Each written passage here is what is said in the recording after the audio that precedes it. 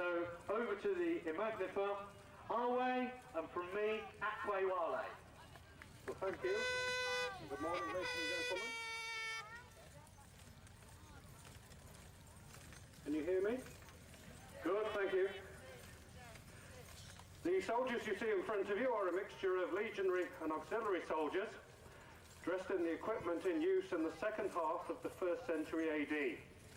The Roman success, first of all, stabbing overarm, stabbing down at the target. That the Romans did use horses of this size, but most of the horse skeletons found on Roman sites are much smaller and indicate that the horses were about the size of modern ponies. We're now using light javelins. These are quite handy if your enemy is a dismounted and poorly equipped infantryman. You can ride up towards him, throw these light javelins. If he attacks you, you can ride away.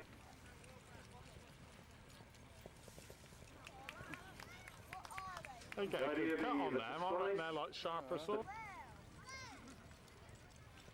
Amongst the cavalry that the Romans used were Numidians from North Africa, very lightly equipped, no armour, no saddle, very little in the way of decoration. The men were just equipped with a small shield and a spear.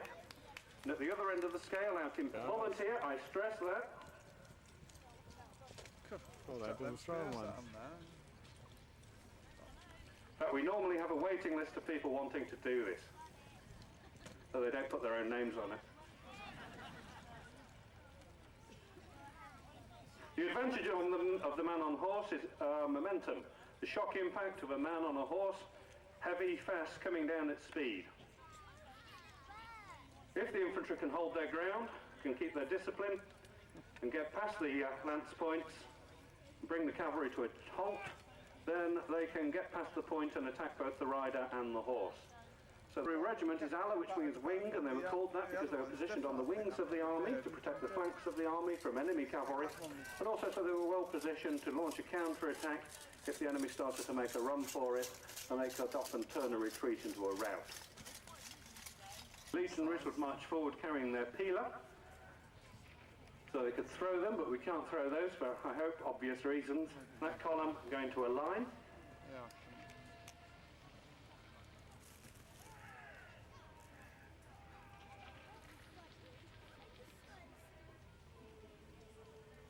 But if you attack it, you'll have things thrown at you. So by forming the testudo, the soldiers can march forward, impervious to rocks and stones and arrows and other missiles being hurled at them.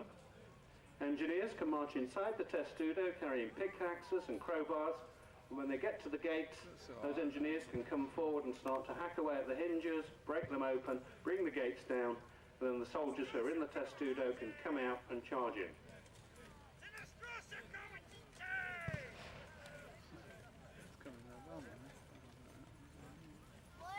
See the shields at the side to protect the sides of the testudo. You can see it's manoeuvrable, they're turning as they go. Their officers would have seen Rome. The ordinary men would have been recruited in Germany, in Italy, in Britain, all parts of the Roman Empire. Next formation is called the cuneum, the wedge. It's used to hit the enemy hard at one point and break his line into two. Bear in mind that most Celtic soldiers were peasant levies, brought in for a campaign, very poorly equipped, very little body armour, lucky if they had a sword, usually with a spear and a shield, and you're asking them to stand up against an attack like this. Each individual Roman soldier is as well equipped as a Celtic chieftain.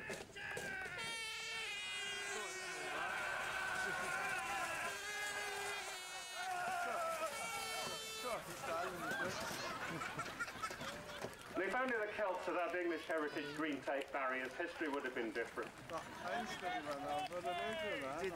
Elbow. Then the third weapon over in the far corner is called an onager, and that throws stones. So the archers have already started shooting at the targets and will continue to do so. Next we have the catapulta, shooting a bigger bolt. Next is the iris, and bear in mind also that Celtic armies would have nothing like this to shoot back with. There's that biggie as well on the line. Catapults can be picked up and carried around.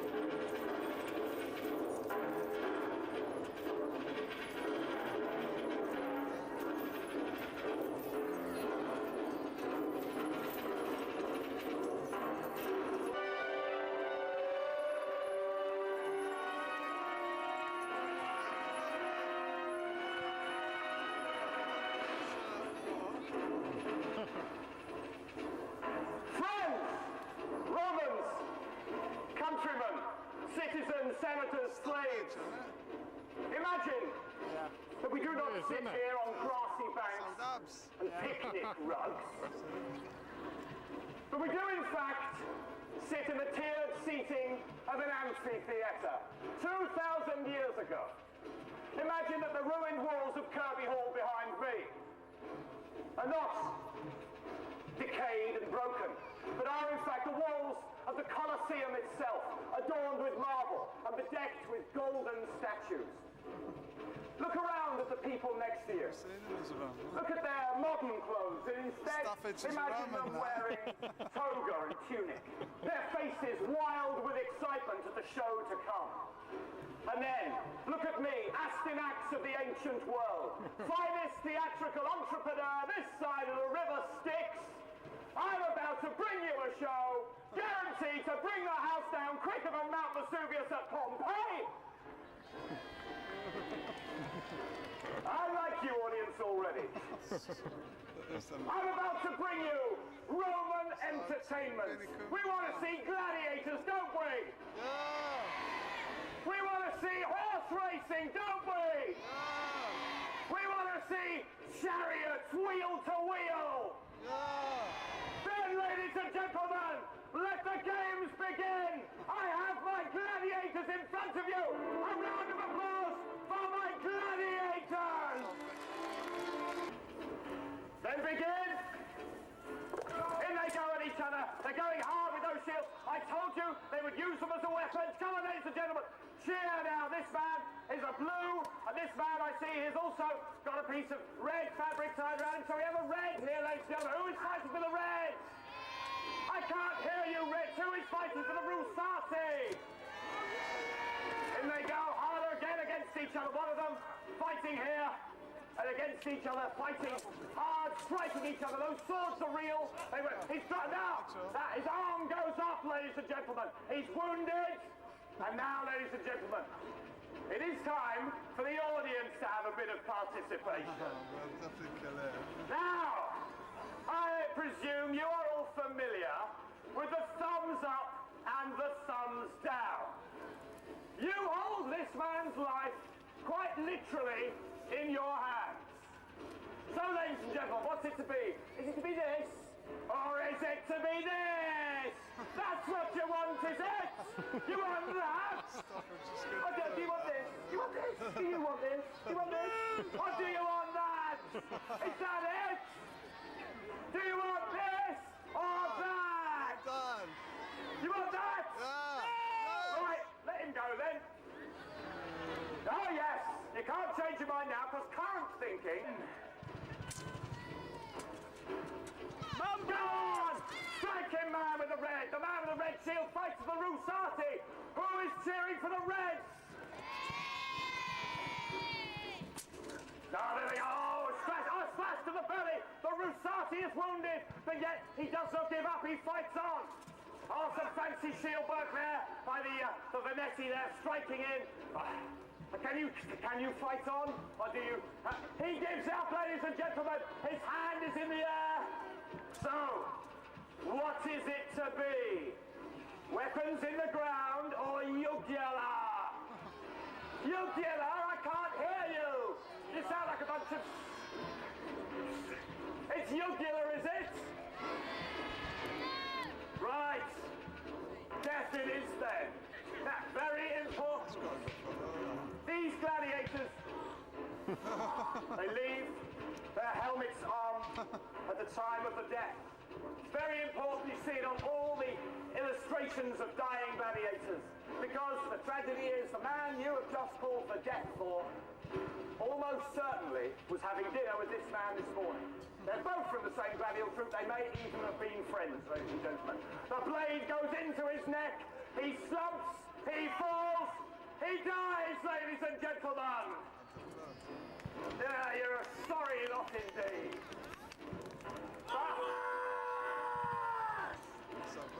He lives. Finally. Look, it's not easy being a leader of a gladiatorial entertainment troupe. Huh? Only last week we were in Pompeii, and it's a long way from here there to here. It's not surprising they're a little bit late. On they come, our horses. Stacy's in that red. The blues, the greens, and the reds, ladies and gentlemen. Now, one of the reds, he won't actually be raced, purely an official.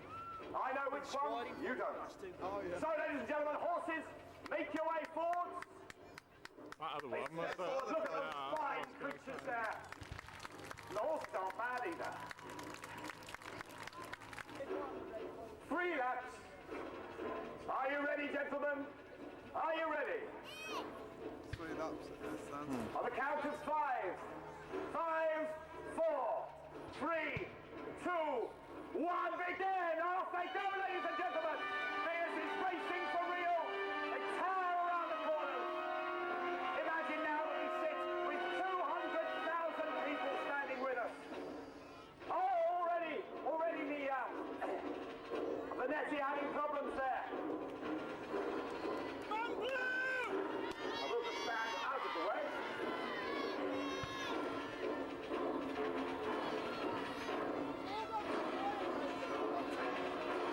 Come on, ladies and gentlemen, cheer. Who is cheering for the Reds? For the Rusati? Who is cheering for the Blues? For the Venetti? And for the Greens? The Greens catching up. Everybody! The second lap. This is the last lap, ladies and gentlemen. Who is it to be? Is it going to be the Blues? Is it going to be the Reds? Is it going to be the Greens? They're cheering for the Blues. They're cheering for the Reds. Who is it going to be, ladies and gentlemen? Yeah, the Greens. Is it the Greens? Oh, is it the Reds? It's the Rusati! Never been done in this country since the days of Emperor Hadrian himself. Bring on the Chariots, ladies and gentlemen, the Blues and the Reds, the Venetti and the Rusati Chariots. On they come, ladies and gentlemen. Everybody! Oh, don't worry, they're not racing yet. No, but we're just trying to get them enthused. Just giving you a better look at these chariots. These are Roman racing chariots. These have been accurately copied from examples that archaeologists have found fragments from. They have sprung floors. That is to say that the charioteer is tied in with his own reins. He carries a small knife to cut himself free in the event of an accident. But the floor is sprung. So when at the Circus Maximus, the chariots, then being pulled by 4 horses, the chariots would go storming around. And if there was a crash, as often there were, well, if the jockey or the charioteer wasn't dead, he would cut himself free from the wreck. The chariots are extremely lightly made. As I say, they are racing chariots. They're nothing like the Roman war chariot or the Roman messenger chariot. These ones, as I say, accurately copied. Are you ready? Are you ready to begin? Next lap. Okay, we're going to just walk the horses a bit further. The horses have to be exercised. We know that they'll come to this line. They start on the run. Are you ready? Yes. Here they go, ladies and gentlemen. The Rusati and the Venetti. They race for your entertainment.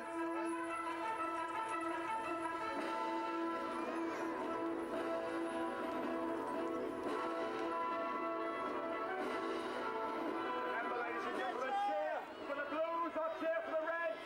Who is it to be? The Rusati or the Venetti? Here they come again. They're their first lap. Magnificent sight. Imagine this thundering around the Circus Maximus.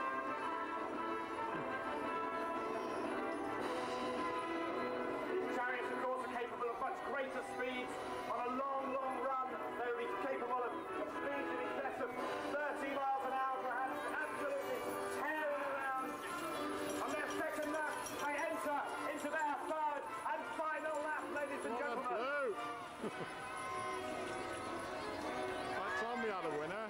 It's the Blues in the lead at the moment. Who is waving that blue flag? Come on, Rusati. Cheer for the Reds. They're on the outside, but they couldn't make it in. They're making a fight back. Is it going to be the Blues? It's the Blues. It's the Blues to the wire. And it's the Blues, ladies and gentlemen. Closely followed by the Reds there. And as they complete their lap of honour, I declare that it's the Blues who is the winner. Now, ladies and gentlemen, by my reckoning, that means we had no overall winner, because we had a green winner in the Gladiators, a red winner in the horse.